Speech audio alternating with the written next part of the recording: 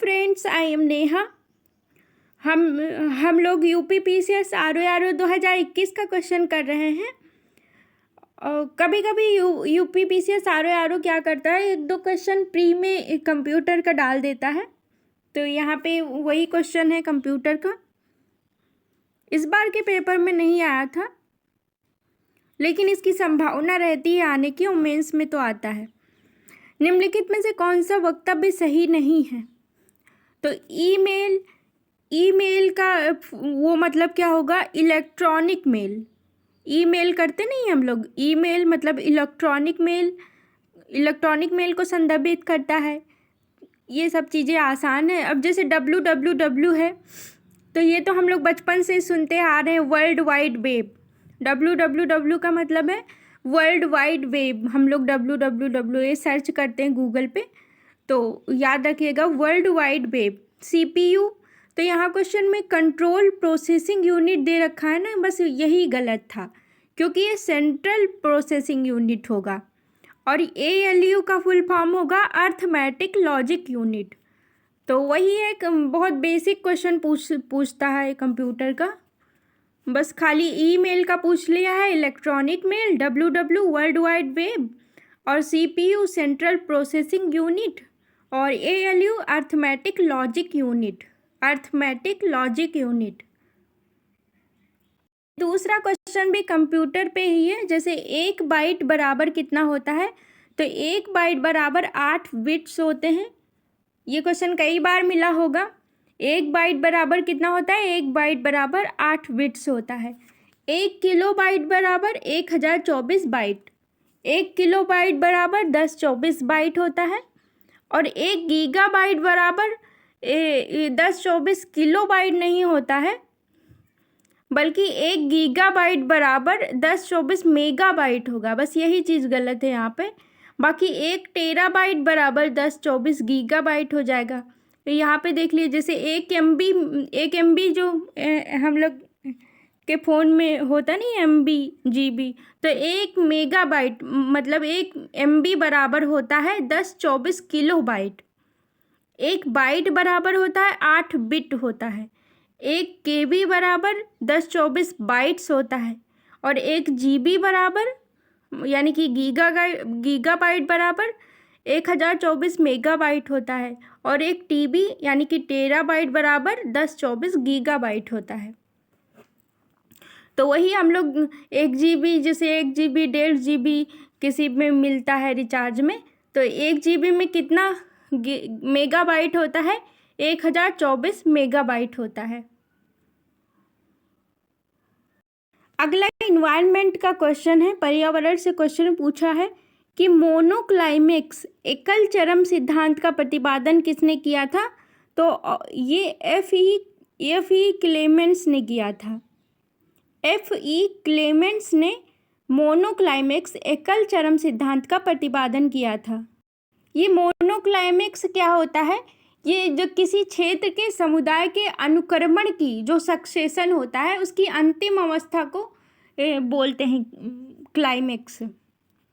तो अनुक्रमण की अंतिम अवस्था को क्लाइमेक्स बोलते हैं। और इसका सिद्धांत जो दिया था वो F.E. क्लेमेंट्स ने दिया था। अगला क्वेश्चन है, काफ़ी इम्पोर्टेंट क्वेश्चन है, ये बार बार आता है एग्जाम में। जैसे वन संरक्षण अधिनियम है, वन संरक्षण अधिनियम 1980 में आया था। पर्यावरण संरक्षण अधिनियम 1986 में। और जल प्रदूषण नियंत्रण है तो 1974 में है। और वायु प्रदूषण निवारण अधिनियम है, ये 1981 में है। अब देखिए, जैसे वन संरक्षण अधिनियम है ना, वन संरक्षण अधिनियम, तो वन छोटा है, वन, और इसमें वा जो बनता है ना वो 0 की तरह बनता है। तो वन संरक्षण अधिनियम, कभी कभी ना ऐसे होता है कि वन संरक्षण अधिनियम और पर्यावरण संरक्षण अधिनियम में कन्फ्यूजन हो जाता है, तो इसीलिए मैं ये बता रही हूँ। जैसे वन संरक्षण अधिनियम है तो इसमें वा नहीं है, वा और ना, तो वा को अगर ऐसे लिखेंगे तो ये 0 की तरह लिखाता नहीं है ऐसे। तो वही 1980 में बाद में 0 है, तो वन संरक्षण अधिनियम, और वन छोटा भी है, इसीलिए वन 80 में आया है। और जो पर्यावरण है ये देखो बड़ा है, पर्यावरण, कितने अक्षर, 4 अक्षर 5 अक्षर आ जाते हैं इसमें। तो पर्यावरण संरक्षण अधिनियम बाद में आया है 1986, वन संरक्षण अधिनियम 1980, पर्यावरण संरक्षण अधिनियम 1986 और वायु प्रदूषण निवारण और नियंत्रण अधिनियम ये 1981 है और जल प्रदूषण नियंत्रण अधिनियम 1974 है। जैसे हम चाहें तो जल प्रदूषण को कम कर सकते हैं, तो चाहो यानी कि 7 4 74, तो हम चाहें तो जल प्रदूषण को कम कर सकते हैं, तो 74 1974 जल प्रदूषण नियंत्रण अधिनियम कब आया है? 1974 में। हम अगले क्वेश्चन की तरफ आगे बढ़ते हैं।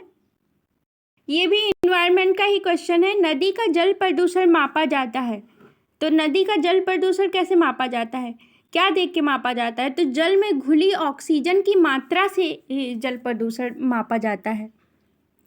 बीओडी के माध्यम से मापा जाता है। बायोलॉजिकल ऑक्सीजन डिमांड पढ़ा होगा, बीओडी, बायोलॉजिकल ऑक्सीजन डिमांड के माध्यम से इसको मापा जाता है। और ये देखो यहाँ पे जैसे ऑप्शन में देखिए क्या क्या लिखा है, जल में घुली क्लोरीन की मात्रा से, ओजोन की मात्रा से, नाइट्रोजन की मात्रा से, ये सब गलत है।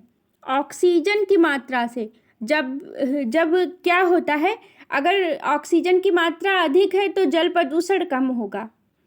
अगर ऑक्सीजन, अब यहीं पे देखिए, अगर ऑक्सीजन ज़्यादा है तो प्रदूषण तो कम होता ही है। तो उसी तरह अगर ऑक्सीजन की मात्रा अधिक है तो जल प्रदूषण कम होगा, अगर ऑक्सीजन की मात्रा कम है तो जल प्रदूषण अधिक होगा।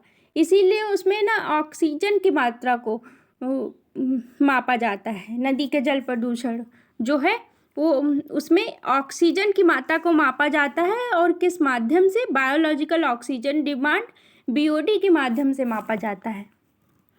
अगले क्वेश्चन की तरफ बढ़ते हैं। ये भी इन्वायरमेंट का ही क्वेश्चन है। यहाँ पे क्या करना है, जैसे पारितंत्र में कौन से पारितंत्र में उत्पादकता ज़्यादा है उसको घटते क्रम में लगाना है। सबसे ज़्यादा कहाँ है, फिर सबसे कम कहाँ है, इस तरीके से। तो यहाँ पे देखिए, जैसे मैंग्रोव में सबसे ज़्यादा पारितंत्र, इसके हिसाब से, ऑप्शन के हिसाब से बताना है। जैसे मैंग्रोव में इन तीनों से ज़्यादा उत्पादकता है, मतलब उत्पादकता सबसे ज़्यादा मैंग्रोव में है, उसके बाद घास के मैदान में होगा, उसके बाद झील में होगा और सागर में सबसे कम होगा। सबसे ज़्यादा कहाँ पे होगा उत्पादकता? तो सबसे ज़्यादा है ये मैंग्रोव में, उसके बाद है घास के मैदान में, उसके बाद झील में होगा, फिर सबसे बाद में सागर में होगा, यानी कि सागर में सबसे कम होगा उत्पादकता। तो इस चीज़ को याद रखिएगा। यहाँ पे देखिए ऐसे लिखा हुआ है घटते क्रम में, इस जगह पे सबसे ज़्यादा मैंग्रोव में है, फिर घास के मैदान में, फिर झील और फिर सागर। ये क्वेश्चन आता रहता है, रिपीट होता है। अगला क्वेश्चन है राष्ट्रीय उद्यान पे, नेशनल पार्क से क्वेश्चन आया है और ये भी क्वेश्चन इन्वायरमेंट का है। देखिए सतपुड़ा राष्ट्रीय उद्यान, कान्हा, और इसमें ये क्वेश्चन पूछा है कि धूपगढ़ चोटी निम्नलिखित राष्ट्रीय उद्यानों में किसमें स्थित है? धूपगढ़ चोटी कहाँ पे है? तो देखिए ये सतपुड़ा है, कान्हा, बांधवगढ़ और माधव, ये चारों जो राष्ट्रीय उद्यान है, जो नेशनल पार्क है, ये चारों मध्य प्रदेश में है।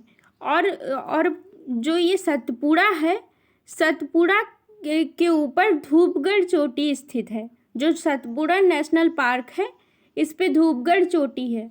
अब इसको याद कैसे करेंगे? जैसे ऐसे याद कर सकते हैं कि धूप में बैठ के, सोचिए ऐसे कि धूप में बैठ के आपकी मम्मी पूड़ी बना रही हैं।